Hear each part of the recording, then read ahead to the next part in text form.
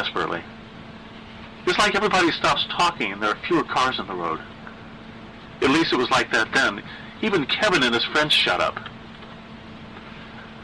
I remember thinking of how scared I was that they'd find me. It wasn't the pain of getting hit that I minded, you know. I was used to that. But I was just so tired of being screamed at all the time. I was so tired. For a moment, Stephanie wondered why he was telling her this. It wasn't the usual way a boy tried to impress a girl, if that's what he was thinking. Perhaps he was playing for pity, which in itself was pathetic. Somewhere in my mind, I reached out, Stephanie. I just wanted it to go away. You don't know how much I wanted it. I wanted it almost as much as I wanted.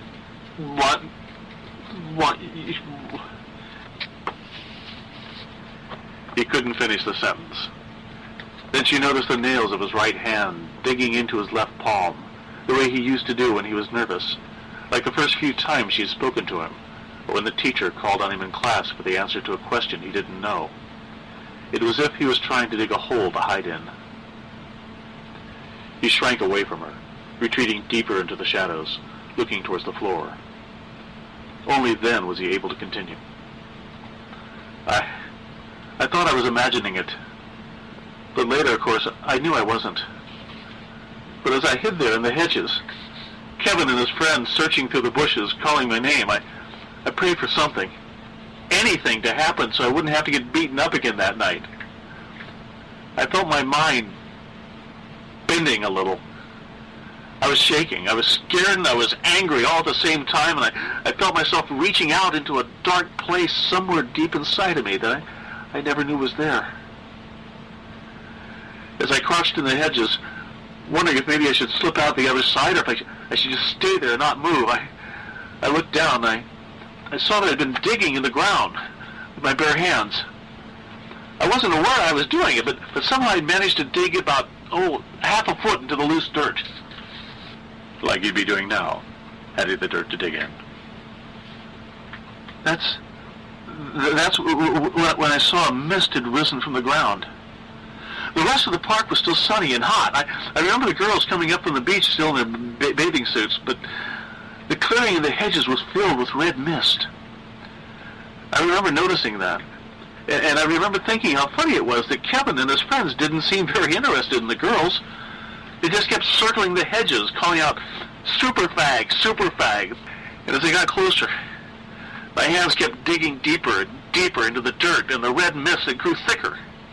I know it sounds crazy, Stephanie, but I know I didn't imagine it, because finally, Kevin did find me, or at least he found a clearing in the hedges. He and his buddies poked their heads in, just inches away from me, but they didn't see me. The mist must have hidden me, but they didn't notice that either. They just went away. Then I found the ring. Matt held up his left hand. "This one," he said. Black as a chasm, the ring swallowed Matt's left forefinger. Perched in the center of the ring and set off by ugly lead runes was an enormous, carefully polished ruby. It was lying under some twigs and leaves next to the mound of dirt. I just looked down and saw it lying there, red fog swirling around it. I just know the ring wasn't there before. I'd been in that place lots of times. I knew what every twig looked like, what every candy wrapper looked like. But suddenly, there it was. It just appeared. Matt's voice lowered to an excited whisper, and then he inched closer, hanging now at the very edge of the pool of light. The ring felt all tingly when I put it on, Stephanie. And later, after I went to bed that night, it talked to me. It didn't actually speak, you know. It just put pictures in my head. I got to know all about it, how it was made, where it came from, except I never did find out how it got to be in the hedges by the library. It never told me that. I don't know if it had always been there, buried in the dirt maybe, or someone lost it, or maybe somehow it just found me. Solemnly, Matt gazed into the deep red gem. I'm glad it found me, though. It's like having a special friend. It still talks to me sometimes, and it showed me how to do stuff. Some of it pretty awful, but neat. He grinned. Kevin learned about that stuff. Yes. That too she remembered. Kevin Strock, Mark Gilling, and another boy whose name she could not remember vanished that summer, just a few days before Matt. But that was crazy, right? Matt was crazy. What do you want from me, Matt? I told you. Love, please, I'm married, she repeated, getting up and stepping towards the kitchen. But old habits of kindness, the rights of social graciousness that had been ingrained in her since birth, died hard. However, if you just want to talk for a while, we can do that. I'll make coffee. No, Matt cried. Don't go. She froze, disappointed. If Matt was just plain drunk or high, coffee may have helped. I'm sorry, Stephanie. I didn't mean to yell. It's just, well, we don't have much time before we have to what? You know. No, I don't. We don't have much time before we have to what? Yes. Yes, you do. You know. He repeated, grinning again. Her eyes now accustomed to the dark, she could see that Matt's oversized corduroy pants were filthy, caked with dirt, as were his rotting tennis shoes. The sport jacket was brand new, though, and 2 sizes too large. Price labels were still sewn to the sleeve. He also smelled like he hadn't bathed in months. Years, maybe. She sighed. Coffee wouldn't have helped him. Matt had gone insane. Of course, back in high school I saw all the shows you were in, he said, his face upturned, away from her as he relived the memory. Finnegan's Rainbow, The Sound of Music, all of them. And I saw all the performances. I could have sat in the back of the theater and just watched you sing and dance forever. You're so elegant, Stephanie. So very beautiful. At the moment, though, she didn't feel beautiful or elegant. Just queasy. Maybe he'd been confined somewhere and had only recently escaped. Maybe he'd been obsessed for all those years, fantasizing relationship with her, just like John Hinckley over Jodie Foster. Comforting thought. Matt turned away from her and shuffled over to the big picture window, the one facing west. He pulled back the crushed blue velvet drapes, a gift from Alan's mother, and looked out. In the harsh glow of the street lamp now pouring into the room, Matt looked even worse. His hair was disheveled and filled with dirt. Under his sports jacket he wore what was once a white polo shirt, but now, because of the filth, was gray. The ruby set in his ring cast an eerie glow over his parchment hand. The trick of the light? It was a long one that night, he said. Do you have any idea of what it's like to be punched and kicked for over an hour? I don't even remember what I did wrong, but later that night as I lay in darkness, trying not even to breathe in case I made some noise and got Dad angry at me again, my ring started glowing. It told me what I could do to end the pain. After I killed him, I got scared. I ran and ran, not knowing what to do until I ended up in the park, hiding in the hedges. He closed the curtain and turned back to her. It was easy to die, Stephanie.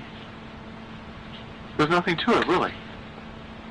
And as I told you often over the years, as the blood flowed out of my wrists, feeding the ruby, your image stayed, being nice to me. Your voice, your beautiful voice, telling me it wouldn't be so bad after the pain was gone. I loved you, Stephanie. You were nice to me.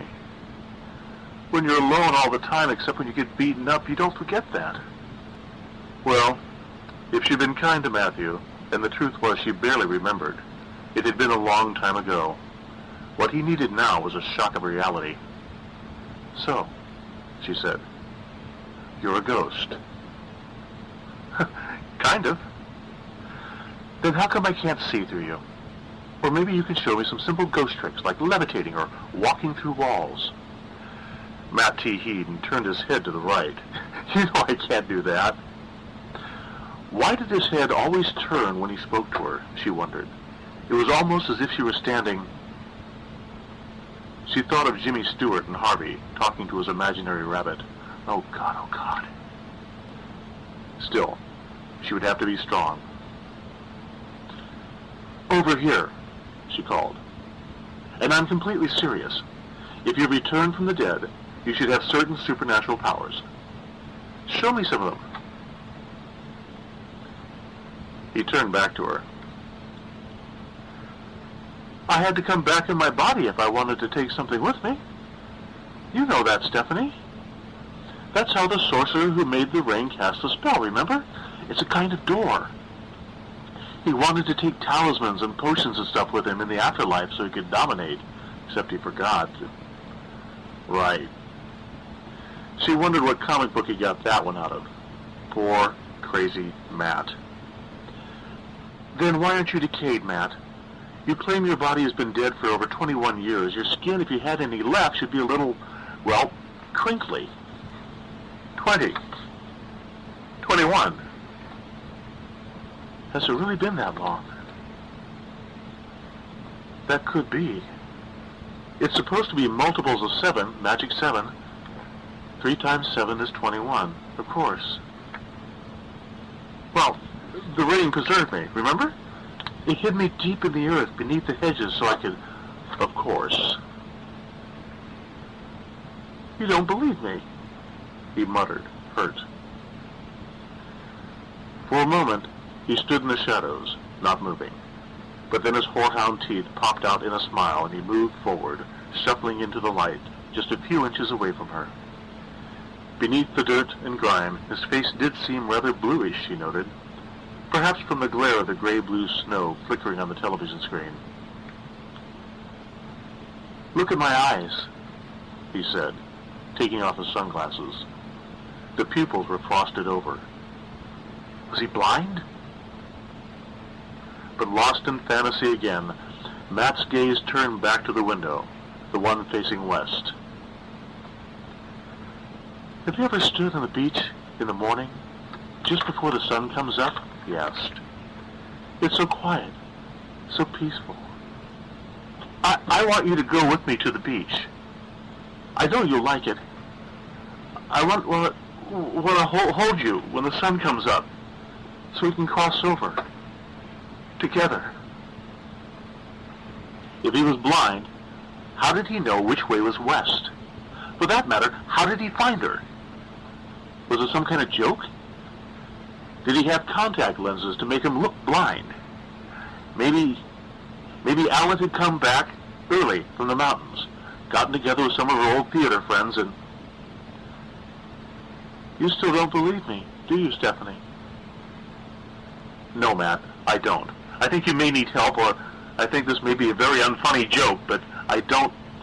He reached up, and with a couple of quick twists, yanked his eyes from their sockets. He held them out to her. I'm not lying. See? She backed up, fast, slamming into the paneled wall. He's dead. He's really dead, her mind screamed. She stepped to the left, wanting to run, but Matt's head with its eyeless sockets followed. Her legs locked in panic. Apparently seeing her terror, Matt curled his, now that she noticed them, black lips into a grimace. He looked at the eyes in his hands and then tossed them quickly away. They landed somewhere in the kitchen with a moist plop. I'm sorry. I didn't mean to scare you, he whispered, horrified, snapping his sunglasses back on. I don't really need my eyes. It's the ring that, lets me see and stuff. She could still feel whatever was behind his sunglasses staring at her. Let's go to the beach now, okay, Steph? We can listen to the waves roll against the sand. It's like music. Don't misunderstand me. You can talk if you want. I like to hear you talk.